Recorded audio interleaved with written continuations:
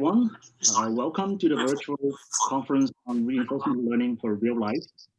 Uh, Sorry, my video is not on because my Wi-Fi is not good at the moment. So I'll turn my video off and just talk. Um, the goal of the goal of the conference is to discuss key research problems when applied RL to the real life, as well as to share successes and lessons in this process. The conference has two runs.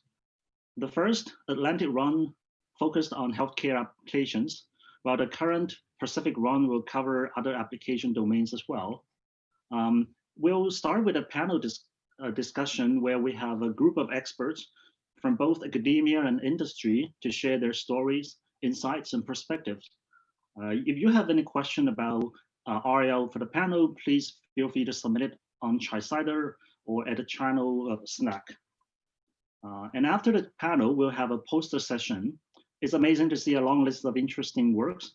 I hope you enjoy the poster session as much as I did in the Atlantic run earlier. And then after the conference, the panel discussion will be available on YouTube. All the information, including links, can be found on the conference website. So these are all the technical details. And without further ado, let's start a panel session. We're honored to have these experts and thought leaders to join us. The first is Dr. Ed Chi. Ed is a principal scientist at Google, leading several machine learning research teams, focusing on neural modeling, including machine learning, reinforcement learning, and recommender systems in Google Brain. He has delivered significant improvements for YouTube, News, Ads, Google Play, Store at Google. He has also been widely recognized in the research community, including the 20-year Test of Time Award for Research in Information Visualization. Our next speaker is Professor Chelsea Finn. Chelsea is an assistant professor in computer science and electrical engineering at Stanford. She works on reinforcement learning and robotics, among other topics, and has won many awards. Just to mention a few, she got the ACM Doctoral Dissertation Award and the MIT Technology Review 35 Under 35 Award. Our third panelist is Dr. Jason Gauchi. Jason is a software engineer manager at Facebook AI. He has done many exciting works on deep learning. Related to the conference is that he's leading the reagent team that uses reinforcement learning to do automatic marketing for billions of people. The work looks really interesting and is open source. And finally, I would like to thank Professor Peter Stone to moderate the panel discussion. Peter is the David Bruton Jr. Centennial Professor of Computer Science at the University of Texas at Austin. He's also an Alfred Sloan Research Fellow and AAAI Fellow. Peter has done extensive work applying RL to very challenging problems like robot soccer. So Peter, this is yours. Thanks. All right, thank you very much, Li Hong, for the introductions and for putting the panel together, and all the organizers. It was a great panel in the first session, and we'll see what we can do to follow up on that in this session. We've got a great group of people, and I saw some very interesting questions. So I'll try to watch if there are new questions posted. But let me just start to sort of break the ice and get so that we're all sort of talking about the same thing. What when we say real life reinforcement learning, what does that mean to you? So all three of the panelists, what do you think are the most promising applications in the real world that reinforcement learning is appropriate for? And I guess beyond the healthcare that was the focus of the morning. And why don't we go? On my screen, you're in the order of Ed, then Chelsea, and then Jason. So let's start that way, and then next time we can mix it up. All right. So I guess I've been volunteered to be first. Obviously, since I work in recommender systems, there was a couple of different reasons why we're very interested in using reinforcement learning. I think the spirit of reinforcement learning at its core is really about planning. And much of recommendation systems actually have been built essentially is to design basically for the next transaction or the next sort of item that you might be interested in typically. And so what that means is that recommender systems actually for a very long time was not truly a planning system, right? There's planning in the sense that it remembers what happened in the past, and maybe it might be able to play back those things. But it doesn't really plan for things like, for example, if you wanted to learn swimming and you're going from beginner to advanced, what are the set of videos or articles should you read about so that you would essentially upskill your swimming abilities, or it could be any other learning activity that your kids. My daughter, for example, is really into Scratch programming right now. One would imagine that a good recommender system would be able to essentially create a true learning curriculum for her over time. And so that was the really sort of the inspirational mission that we started using reinforcement learning in recommender systems. But it turned out to be obviously quite more difficult than we had imagined several years ago. So, and I guess we'll probably have more discussions about that. Okay, great. So Chelsea. Yeah, so I work a lot in robotics and reinforcement learning for robotics. I think it's a very, very natural application area for reinforcement learning, and one where there's an extremely tight feedback loop between the decisions that the robot makes and the next state that it sees in the world. And I think that it's I guess in some ways when you deal with real robots, you're already dealing with the real world, but in some ways you're actually not yet dealing with the real world if your robot is in a lab environment. And I'm quite interested in how we might push robots outside of the lab into much more real environments, like the environments that humans live in and interact in, or in other sorts of environments as well. So like factories, for example. So I think that a lot of robotics really faces a lot of different challenges that are unique to problems in comparison to ones that are more in simulation or more in games and so forth. So I think that a lot of the things that, even in the lab, a lot of the lessons that we learn there are valuable for more real world reinforcement learning systems, but also many more challenges to come in terms of actually putting these in the real world. One other thing I'll note outside of robotics is I think that really any machine learning system that's going to be interacting with a user at some point is probably actually going to have some sort of feedback with that user. And it could make sense to not we often treat these sort of problems as supervised learning problems when we're labeling images or translating language. And if there's a person on the other end and that person is using your system repeatedly, then there may actually be benefit at some point to treating it as a reinforcement learning problem. Okay, good. And Jason. Hey everyone, thanks for joining us, everyone.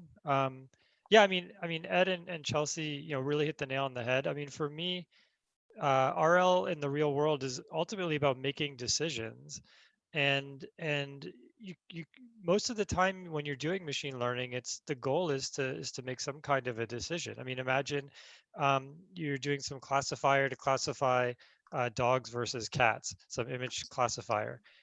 What's the goal? Like, if the goal is an app that would be cute, like to show your kids, then maybe you don't have to be that confident. You could just pick the highest probability. But if the goal is something like, let's say, cancer screening, then you're going to have a totally different strategy for that problem, even though on the supervised side, the signal processing part of it is the same. And so anytime anyone does machine learning, or maybe even more broadly, anytime we build anything at all, it's in service of some end user, right? And so we're going to be making decisions to try to make that to try to provide utility to that person, right? And so I feel like we've created a lot of low-hanging fruit as an industry by not sort of mechanizing the sort of decision-making process, and by hand coding a lot of these policies, as Ed kind of pointed out. There's a lot of supervised learning, and then there's this hand-coded policy. And so I think for me, it's moving the entire industry from hand coding policies and really complicated supervised learning over to, I guess, hand coding utility functions, which is, a little bit closer to answering the real philosophical, economical question that we care about. And then letting the machines do the signal processing and then do the decision making. And your reinforcement learning is the most broad, most powerful technique sort of under this umbrella to make those kind of decisions. So let me push you on that a little bit, Jason. So Ed and Chelsea gave sort of specific domains, recommender systems, robotics. What's your favorite application that you've worked on yourself, or what as a real life application of this general paradigm of tuning utility programming utility functions? Yeah, it's a good question. I mean, I think so. Similar to Ed, I've been in the recommender system space for a long time. Before that, I was doing flight control systems, and guidance and navigation control systems for drones and things along those lines. I mean, I think if you take it to the limit, everything that makes a decision, should be disrupted by this technology. And so things like healthcare, to me personally, are really exciting. I think things in robotics are extremely exciting, especially when you look at manufacturing robotics.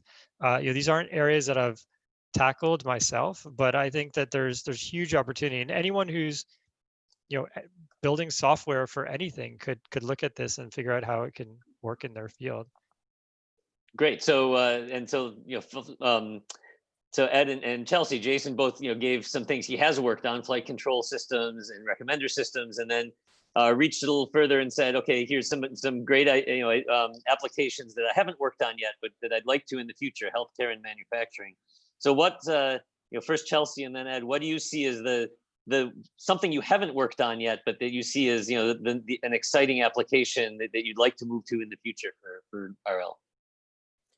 Yeah, so I guess a couple things. I've primarily worked on robotic manipulation, so arms figuring out how to manipulate objects and so forth. I'm excited to move more towards mobile robots at some point, essentially robots that can move around, that have wheels. I think that by doing so, they can experience much more about the world, and we can hope to actually get much broader generalization by nature of having much broader data sets. And also, I guess, so that's one thing that's still sort of in my area of expertise. And then one thing that is less in my expertise, but also seems like a really nice test bed for, and actually application area for reinforcement learning, is areas like computer systems, where you need to optimize something about how the computer is operating, or how low-level software is operating. It seems like that's an area where it may be possible to collect a lot of data potentially, and also an area that could have tremendous impact by making computers work better for us, essentially. Yeah, and there's a history of even 20 or 30 years ago, there was sort of beginnings of beginning research on using machine learning methods, usually supervised learning, like for branch prediction in computer architecture. And some of those things are taking off now, and definitely there's a community starting to get interested in RL for sort of the interiors of computer systems. Though you have to watch the time constants when you're dealing with hardware and caches and things like that. Ed, what about you? What's another topic you'd love to move to in the future that you haven't worked on in the past? Well, so I don't know about the future, but certainly ones that we're already working on that hasn't quite worked yet. And kind of to riff on Chelsea's point there, we have been, some of you may know that I was recently involved in some learned data structure papers, so learned indice papers. So there's definitely a lot of hope that RL might be applied in database systems. There have been a couple of papers by my co-author, Tim Kraska, on these topics. So for example, query optimizers in database systems, could we use RL to optimize them? But then beyond that, my team at Google have also recently been working on looking at using RL for optimizing compilers. I think maybe the point really to make is that sort of inspired by chess playing and the Go playing work by DeepMind, areas where there are simulators that are widely available, or at least the label data. You can sort of virtually play the game and get label data. Those kinds of application areas, like compilation. You just have to compile to find out how big the binary is or how fast the binary is going to run. These are the kind of areas where I think it's really ripe for RL applications. And then I might also add that even though Jason and I both talked about recommender systems, it turns out that, of course, within recommender systems, they're connected to many other systems where RL could be applied. So, for example, recommender systems often either maybe send email or send notifications. So there's a notification system inside of them, and notification systems might be controlled by RL algorithms, classifiers, for example, whether it's for trust and safety or other forms of content control type of things in recommender systems are also potential areas for RL algorithms to shine. So those are the kinds of things that I think are really within the next maybe 1 to 2 years, or we're already working on them, and we believe that it will become successful in 1 to 2 year time frame. Yeah, I mean, if I could jump in, another area that I'm really excited about is market optimization. So I mean, look at look at Amazon, for example. Like if I go on Amazon and I type batteries, I'm actually going to get the Amazon brand batteries first, right? And if I go to Alexa and say buy batteries, she's going to buy the Amazon brand batteries, right? And so that's probably best for me, but it kind of starves a lot of the producers. Like it starves like the the battery producers, right? And so you could think of this as a market where you're only optimizing for one side, which is the consumer, right? I mean, imagine if at a conference everyone goes on Yelp and types pizza, and Yelp sends all of them to the same pizza place, right? So we want to optimize for both sides of this market. And I think that's something, I mean, look at Uber, right? I mean, you have people who want to get to places quickly, but then you also have drivers who want to save money on gas and economize, right? And so I think this like bipartite optimization, bipartite decision making is another area that's going to get disrupted. And I think that's huge opportunity because there's just tons of marketplaces out there. And so that's something that we're working on, and hopefully you'll have some results soon. Great. So one of the questions from one of the audience members brings up an application that none of you mentioned, but curious if any of you have thoughts on it. So the question was, what's your opinion on reinforcement learning for science? For example, drug discovery or optimal design of biological sequences, physics. What do any of you have anything to say about the uses of RL as sort of a tool for scientific advances? I might be able to start because I have a team in Cambridge right now led by a guy named Dee Scully of the technical depth in RL, in ML thing, who's been working in that area. In sequence design in particular, genetic sequence or protein sequence or what have you in that space, RL could be thought of as a family of algorithm for doing sequence decoding. So those problems typically have a sequence encoding part and a sequence decoding part, and the decoding could be controlled by an RL policy. But generally, pointer network, intentional methods, as well as graphical neural network approaches are pretty competitive compared to sort of RL algorithms. Where they might shine a little bit is in connection to other experiences that we recently have had at Google. So for example, the chip design problem is a floor planning problem.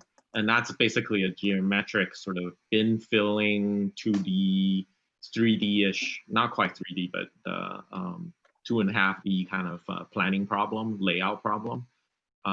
There's some sense that some of the biological sequence decoding problems and that problem have some similarity. But the bio one obviously is even more complicated because you have to understand the chemistry, and the chemistry is it's both physical, or you could try to use a neural net to sort of learn the patterns or rules or whatever. But there are definitely some success there. If people are interested in that space, for example, you can look up a project called NoseBrain, where we're trying to predict how chemical molecules are actually going to smell like just by looking at the sequence. That kind of thing have been reasonably successful in our research groups. Good. Chelsea or Jason, anything you want to add on that topic? One thing that I can add briefly is just, I don't know if I think that machine learning in these sorts of contexts makes a lot of sense. I'm not sure if reinforcement learning in particular is the exact method to start with for these kinds of problems.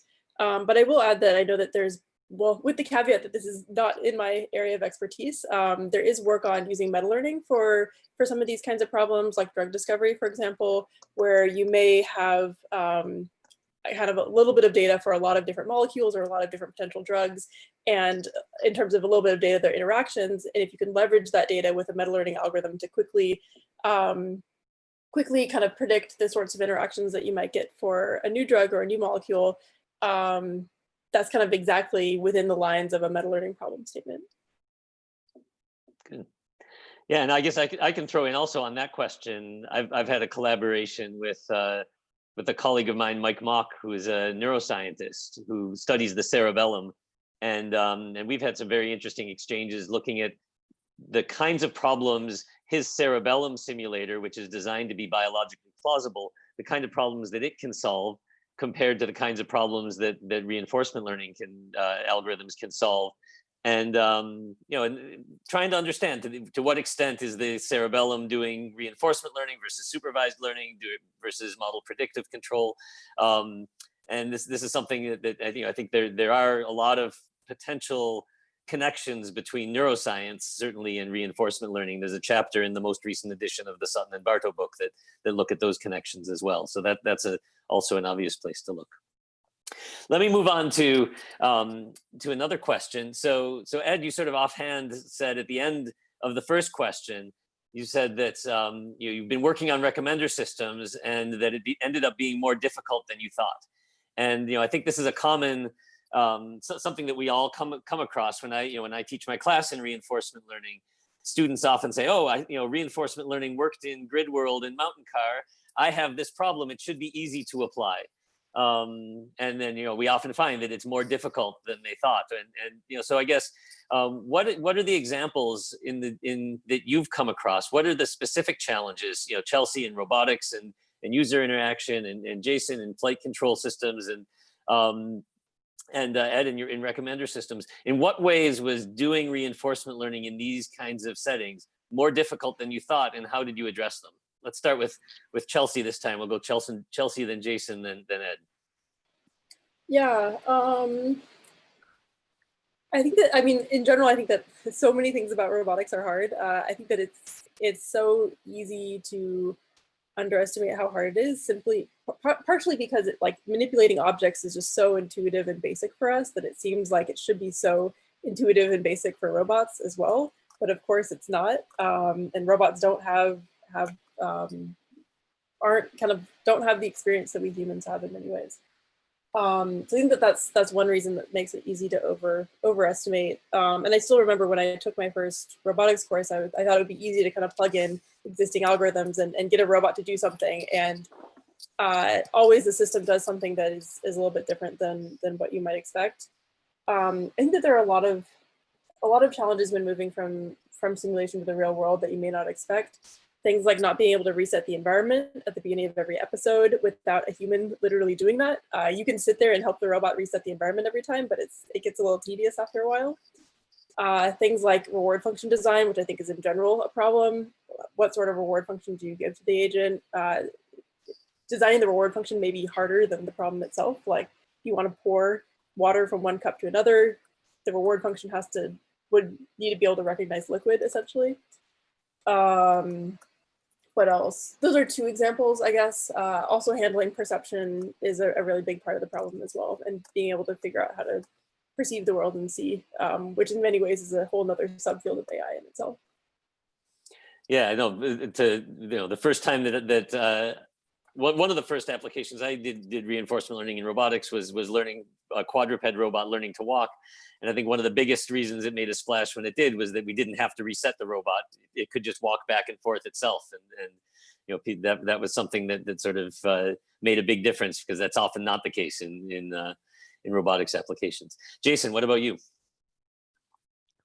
Yeah, it's interesting. I mean, I think there's some, in the beginning, there was some, going to recommender systems folks and you're pitching kind of decision making and reinforcement learning. There's just a lot of knowledge building to do in the beginning. I mean, people would say, how is this going to improve the normalized entropy of my supervised model? And so you have to kind of get down to, like, what is actually making the decision? And what we found is what's actually making a decision is usually something very simple, where you've taken these supervised models and you've done a weighted linear sum of them. And the weights were learned through some black box optimization. And they said, aha, that's the thing we're competing with, not this gigantic supervised model. So first was sort of like narrowing down, like, okay, what specifically is the area? After that, I think one of the biggest challenges is doing, batch decision making, doing batch policy optimization. It's actually really, really hard. Like, I'll give an example. Imagine you're doing a DQN, but this isn't like an OpenAI gym where you can just keep rolling out the policy in real time. You're going to train on, a day's worth of OpenAI gym, and then you'll push out a new policy for tomorrow, right? If I add an action in the data set, I don't have to actually take that action, but I just say there's another action you've never seen before. The DQN will pick that action some of the time. And because it's not part of the loss, that action will cause all the other Q values to be wrong. So you can see how, like, just adding a dummy action to the data set breaks everything. And so what we found is although there's a whole bunch of theoretical guarantees, when you get down to brass tacks and noisy data sets and partially observable situations, which is the real world is full of these things, you really have to do a lot more than what comes out of the box to actually do true off policy in a safe way, and to deploy something where you're not on call, you're not getting a page at 4 a.m. saying, oh, the Bellman equation isn't working, right? Like, to do this in a safe, rigorous, dependable way, but still have kind of exploration and policy optimization. That ended up being way harder than we thought. I mean, it took years, and we still have a long way to go. It's almost surely not that the Bellman equation isn't working. It's got to be something else. The Bellman equation always works. Ed, what about you? I'm so glad that the Bellman equation came up, because I was just planning out my answer, and that was going to be in the middle of it. So that was perfect. So the advantage of going third here is I can build on the previous two answers. I love Chelsea's point about reward shaping, and that was one reason why we were very interested in using RL for recommender systems, because to some extent, in supervised learning, we have spent a lot of time already figuring out what goals we care about, and the market kinds of problems that Jason was talking about earlier. We kind of have some ideas about the kind of efficient markets that we want in between creators and viewers or consumers or whatnot. And there were a lot of good signs, right? We were thinking that there in recommender systems, typically we have a lot of data. We can run live experiments. AlphaGo has showed us that large action spaces is not as intractable as maybe we thought, and so robotics typically have a lot of continuous control problems in discrete action spaces, like in recommender systems. Seems like maybe it's not as bad, when we first started. And so, given that we have all read these textbooks or maybe watched the lectures, our thought was Q-learning plus Bellman updates. Try it out. We have lots of data. Run experiments and see what happens. What we actually ended up finding out, and to some extent, I think in the stream here, we're starting to guess a related question, which is what is the safety when we need to generalize to unseen situations?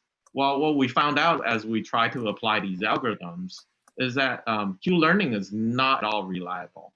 In fact, the Q value estimates that we typically get in recommender systems, even despite the fact that we have a lot of data, despite the fact that we have a reasonably good understanding of reward, even proxy reward or partial rewards, is that the Q values are actually not reliable and have huge amounts of variance. And part of it is because the trajectories, the combinatoric of the trajectory is humongous. So even though the action spaces may be, millions or double-digit millions, but the combinatoric combination going forward actually turned out to be a lot more difficult than we thought to control the variance. And so the name of the game turned out to be completely about how do you control the variance, and algorithm is not nearly as important. In particular, a lot of our energy went into counterfactual learning, just really understanding what data points in our data set gives us counterfactual, essentially understanding of in what circumstances what data is more reliable, and in what circumstances which data points are not reliable or are not going to lead to good outcomes. So I think at the conceptual level, in the end, those are the kind of problems that we really had to solve in order to be successful. Great. So that's a great segue. Let's go in that direction. It's the most popular question on the website, and also there've been some in the YouTube stream, as you said, really about using reinforcement learning in safety, and its relationship to safety. And I ask this question, sort of differentiate between two types of safety. There's safety from the perspective of controlling the variance, like you're saying, and there's of course methods like distributional RL, robust RL that think not just about the expected value, but think about the whole distribution of values. And then there's safety from a perspective of, don't crash while you're learning, don't drive off a cliff while you're, learning. And so, from both of these perspectives, what have been your experiences? How, I guess it was phrased on the website as, your experiences using it for safety critical missions like autonomous cars. How can we address these two types of safety? How have you addressed it in your applications? Ed, you already said something like that. So let's start with Jason and Chelsea, and then come back to Ed. Jason, go ahead. Sure. Yeah. So one thing Ed touched on, which I can echo, is this idea that counterfactual learning, counterfactual evaluation is extremely, extremely important. What we typically do is, we'll log not only what happened, but we'll log what the alternatives were. So, for example, if we're doing in marketing, we're doing some email distribution filtering. We'll log even when we decide not to send the email, we'll log that. We'll also have exploration, and we'll log the propensity, right? We'll log the probability. So if we're doing let's say epsilon greedy, and this was an epsilon action, it was an explorative action, we'll make note of that. And then we use all of this information to do a lot of offline evaluation. And one of the things actually we're working with the sort of fundamental research department to actually spin off our offline evaluation into a separate project, because we feel that, to be honest, it's actually more important than the reinforcement learning library, because it's more broad. I mean, anyone who's making any kind of decision can use offline evaluation to roll out things safely. I mean, even if you're doing collaborative filtering, you could still do offline evaluation to know if tomorrow's collaborative filtering model is unsafe for some reason. So that's more on the sort of like safety in terms of guarantees that you can give yourself when you roll out models. I think when you get to things like making sure the policy is sound, that's where you start getting into more of like a PPO, TRPO type idea. And for discrete actions, there's things you can do that are along those lines. Basically, you can look at the divergence of your policy from your data set, and measure that, and maybe do some early stopping, or maybe you don't roll out this policy. You send an email with a warning saying, there's huge divergence here. It could be that you found some amazing new way to drive from San Francisco to Dallas in 4 hours, but probably you didn't. Probably there's an issue, and we should look into that. So yeah, I think measuring sort of the divergence and understanding that there's two optimization loops going on. Like, you're training this model, but then you're also adapting you're also having this back and forth between your environment. And so in the same way as you wouldn't set your learning rate to 1.0, you also wouldn't go all in on DQN to infinity and then roll out that policy. You would kind of take baby steps. And so I think those are two things that really helped us out. Good. Chelsea, how about you? Yeah, so I have a few thoughts here, some of which has already been mentioned to some degree, but I think that in many of the kind of classical reinforcement learning benchmarks that the machine learning community uses, like Atari games, like the half cheetah, the gym environments and so forth, I think that so often we think about starting completely from scratch with like a completely random policy or random exploration. And I think that in basically all real world applications, that's not what it's going to look like. If you're actually going to be in the real world running reinforcement learning, you're going to be starting from some data. And like in robotics, for example, if you imagine putting a robot in like a kitchen and saying, okay, start learning, if it starts with random exploration, it's not going to get anywhere at all. So you're going to need to start with some data that does something somewhat reasonable, whether it be demonstrations, whether it be examples of humans doing things, and so forth. So I think that moving away from this paradigm of learning completely from scratch and thinking about how we can leverage data sets, in a particular offline data sets, the batch RL setting, thinking about how we can integrate that data will be really critical for deploying systems and also for deploying systems safely, because that if for autonomous driving, for example, if you have a lot of data of humans driving, if you can learn from that data effectively, then you shouldn't have to explore quite as much. My second thought here is that I think that when thinking about safety, it's very natural to think about, well, maybe I can just try to manually construct the sort of situations that I think the policy might get into and constrain it in a manual way. Think about all the things that might fail and try to prevent those things. This is actually a pretty common approach in robotics to safety, where you just constrain the actions and the kind of how fast the robot will go and the where it will go and so forth. And I think that this sort of approach, while it will kind of get us some of the way, I think that ultimately it's not going to get us all the way in terms of real world applications. And this is because we know all of the kind of limitations of manually putting things in, and that's why we're using machine learning in the first place. So I think that ultimately we're going to need to have algorithms that can learn notions of safety and learn what actions lead to unsafe outcomes and incorporate this, what was learned from these data sets into the algorithm, so that kind of akin to how humans learn by doing unsafe things, the robots and other systems can also learn from mistakes made in the past. Great. Ed, how about you? Anything more you want to say? You already talked a bunch about safety, but anything more you want to add based on Chelsea and Jason's responses? Yeah, no, I think especially Chelsea's point, I wanted to add to it a little bit. One of the uniqueness about recommender systems is, to some extent, it is by nature already a human in the loop system, basically.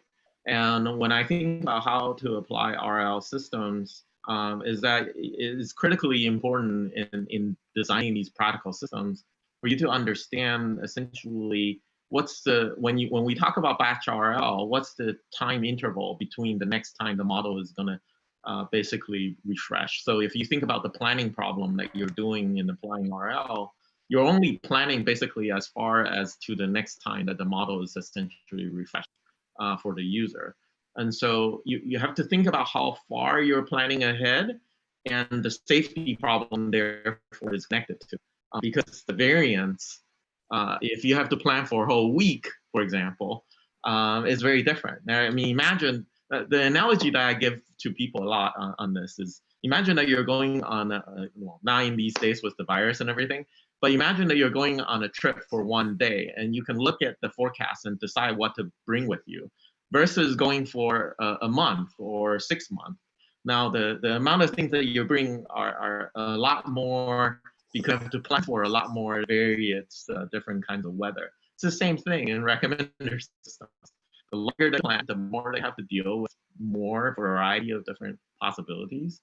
And so this is why I think a lot of the recent research on reliable ML and also uncertainty estimation and its connection to RL and ML in general has been really great. Obviously there's been a lot of exploration on sort of KL divergence or entropy regularization technique. Basically, there are various techniques for not moving away from the training data too much, right?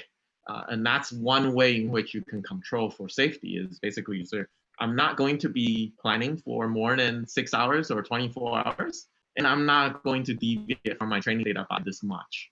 And that allows you to really kind of bring that safety envelope in and have some confidence that your system is going to do reasonably okay. Good.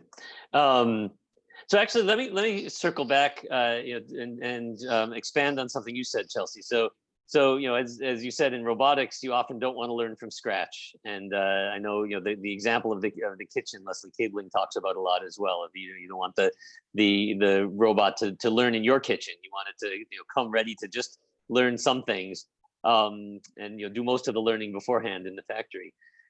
And we do in robotics use a lot of learning from demonstration, trying to build in knowledge one way or another. But of course, the tension is then you're also building in biases, and there's sort of the examples from AlphaGo that people point to where when you were learning from humans, then it sort of biased things. When it went to Alpha 0, then it was able to do better. And so some ways it's necessary if you need to be sample efficient, but some people would look at it as a necessary evil. So how do we, when you are trying to build in knowledge, how do you do that in a way that also leaves open the possibility of exploring new things that people wouldn't have found, or that is far away from the training data, right? You want to be safe. For safety, you want to stay close to the training data, but for innovation and surprise and optimization, you want to let the freedom go in. So how do you manage that tension? Chelsea, if you want to start, since it's a follow-up on your comment. Yeah, I think that there's definitely some tension there. I think it also depends on your goals. If your goal is to get a robot that can do the sorts of things that humans can do, but in a way that is more reliable, that doesn't text while driving, that doesn't like get tired or so forth, then that bias may not be that bad.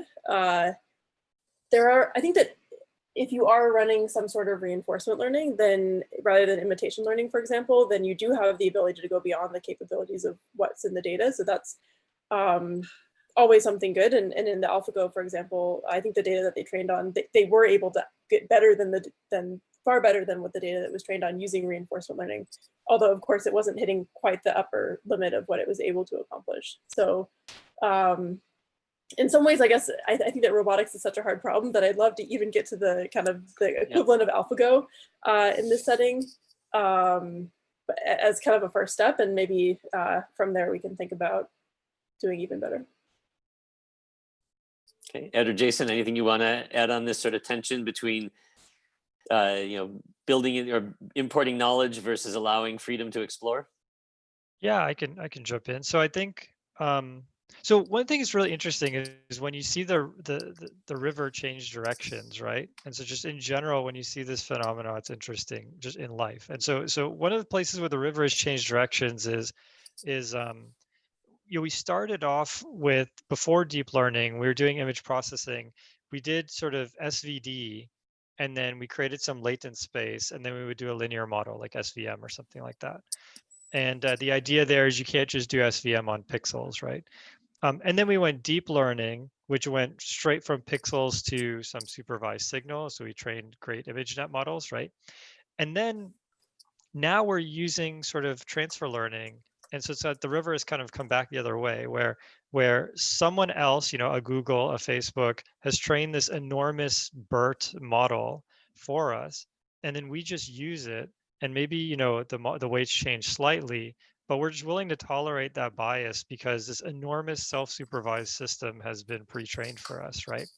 And I feel like RL, we don't yet have our sort of BERT moment, right? I mean, I would like the kitchen robot in your example to have this 40 gigabyte self-supervised pre-trained model, and maybe it's a forward model in physics, or it's maybe a forward model in physics that's specific to like a way a spatula bends or something, right? But you can imagine in the future robots coming with these giant models, and then sort of an intermediary applying the robot to a specific task using that model, and then maybe a third stage when it gets to your house, right? And so yeah, I think all of us are kind of waiting for that moment. And when I see the OpenAI results in robotics, they're all kind of end to end. And so I don't think we've seen it yet, but I do think that's sort of where the whole industry is kind of going. And I think when we get there, it could be pretty exciting. There could be like a Cambrian explosion, similar to when people were sort of hacking on the Roomba, right? Maybe the way to think about exploration, particularly when it applies to recommendation systems, is really whenever recommenders really deliver a magical experience that you didn't expect. And there's been, I would say, a natural tension that's happening in there, which is that, on the one hand, people kind of sort of say their expectation is that they understand what the recommender system is doing. Why they're recommending this to me. But then at the same time, they're expecting magical experiences because they, don't want to get the same thing over and over again, basically. I think the expectation, I'm old to remember when recommender systems weren't around and search engines were around. And they were originally very magical experiences.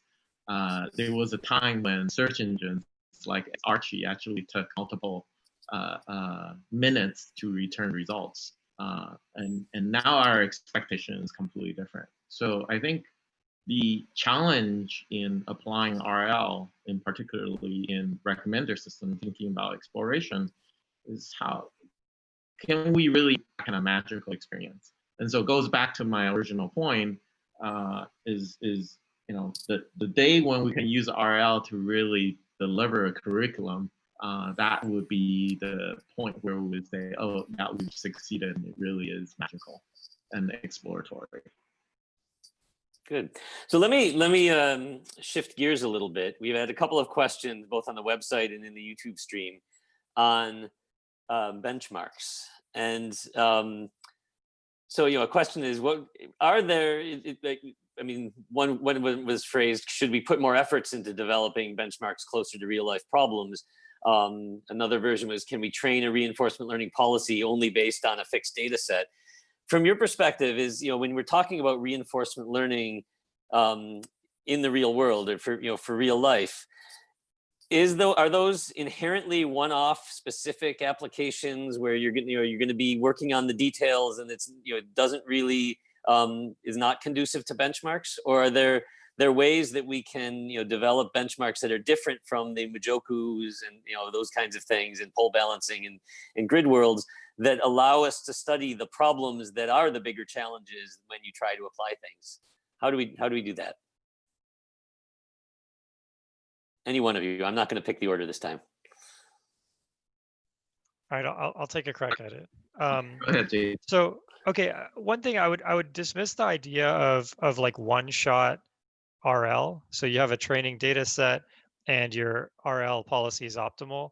Trust me, we've tried that, and it hallucinates. For most complicated problems in the real world, it tends to hallucinate. And so I would go into it thinking in terms of this feedback loop, as Chelsea mentioned, this kind of closed loop, right? I mean, ultimately, that's what contextual bandits, reinforcement learning, Bejopt, like that's what these things are good at, is dealing is enclosing the loop, right? That's where the advantage is. And so if you have an open loop, then there might be other techniques that would be better, like collaborative filtering, right? In terms of the benchmarks, it's a really interesting question. I'm sure Ed knows a lot more about RecSim. We've recently started looking at RecSim, and it seems pretty cool and pretty adaptable. I think the benchmarks will continue. I mean, there's a lot of stock market trading data, and you can look at decisions the Fed Reserve made and things like that, and so you can there's tons of records of decisions that were made. But in general, I think that this is actually one of the most exciting areas. And I think it's because it's so contextual and it's so personalized. But I mean, we're seeing a lot of these other areas like CV and speech, translation becoming almost like more commoditized. I mean, I don't see why Facebook's, English to Spanish translation should be any different than Google's, right? But in our case, in decision making, it's highly contextual. And so, I think there's always going to be good work on benchmarks so that we can continue to advance the field. But I wouldn't expect benchmarks to give you any more advantage when you go to solve your problem, because it's going to be very different. I'll go next and say that I think one thing that we can think about this benchmark questions by looking at in the NLP space a little bit. I think someone, I forget who it was that brought this up, that what's our BERT moment or whatever it is in RL. Actually, I'm a little bit discouraged by this what's going on in NLP right now, personally, for the following reasons. There are some papers recently talking about compositional generalization in NLP. And so basically, they're about a set of sort of NLP semantic kind of reasoning problems. So, you can imagine easily constructing from text, reasoning about logical reasoning or something along that line. And what we're kind of finding out, actually, BERT, these kind of recent advances in NLP, BERT models, they're actually really good memorization models, but they're actually really poor at compositional generalization. Basic reasoning is still really not solved in NLP. So I think this is an awesome question, because I think the question wasn't just benchmarks, but what could be RL benchmarks that measure true generalization performance? We need something like the challenge data sets that have come out. I think they're from New York on the NLP side, and looking at these compositional generality problems and saying like, look, BERT is actually not performing well. I think actually scored 0, if I remember correctly, on some of the paper I read. They're just not able to do any reasoning at all. And so I don't think RL algorithm necessarily needs to be able to do reasoning. So counterfactual learning might be a form of that. But this is an awesome question, because the Majukus and whatever that we have, the carpools, they don't really measure anything about generalization. And our hope has always been that neural networks is really going to generalize to new situations. So far, my personal opinion is that it's really just a very sophisticated counting machine, a compression one, but it's really just a counting machine. So perhaps another take on this is I think that in benchmarks, a lot of times kind of the existing benchmarks people put out in an environment that has like a reward function, an action space, and so forth. And I think we actually need to move more towards NLP in the sense that I think that we shouldn't just be releasing an environment, but also a data set, an initial batch of data that such that you can kind of start to study batch RL settings, such that you can start to study batch RL plus some fine tuning, or kind of initialize with that data set and move towards that. And I think that to accomplish the kind of generalization that we want, we do need broader data sets, and we can't afford to collect broader data sets in the loop of a reinforcement learning algorithm. For example, if we had to collect ImageNet every single time we wanted to run reinforcement learning, that just wouldn't at all be practical. We'd generalize if we could do that, but that's not at all practical. So we need to start moving to these settings where we have these like initial very large and broad data sets that we can learn from, and used to initialize our reinforcement learning algorithms. And without that, I don't think we're going to really see any generalization or any meaningful generalization from the algorithms that we're using.